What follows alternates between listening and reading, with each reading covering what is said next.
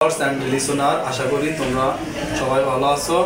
আজকে তোমাদের ইংরেজি শেখার নতুন একটা টেকনিক বা অক্ষরের কী ধরনের স্পেলিং হয় সে সম্পর্কে জানাবো।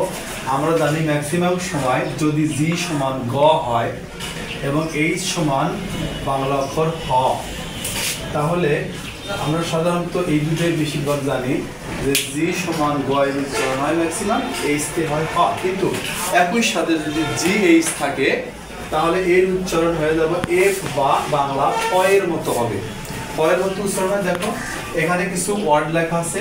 আর ইউজিস রাফ বলতে হবে, রাফ। রাফ মানে হচ্ছে খসখসে, কোনো কিছু যেন মসৃণ নয়, স্মুথ নয়, একে বলা হয় খসখসে। TOUGH এটা টাফ, কোনো কিছু হার্ড বা কঠিন। LAUGH লাভ, লাভ মানে হাসাহাসি করা অথবা হাসা। CAUGH কফ, কফ মানে হচ্ছে সর্দি কাশি।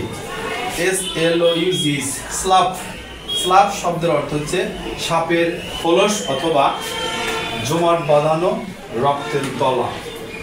লাস্ট হচ্ছে আরেকটা শব্দ, এখানে দেখো PLOUGH, এখানে আবার আমরা একটু ভিন্ন শব্দ দিয়েছি। জিএইচ এখানে খ হয় না, এটার এই শব্দটা যদি কারোর কাছে ডিফিকাল্ট মনে হয়, এইটার উচ্চারণ হবে প্লাউ। উচ্চারণটা হবে, আমি লিখে দিচ্ছি এখানে প্লাউ। প্লাউ অর্থ লাঙল। সবাইকে ধন্যবাদ।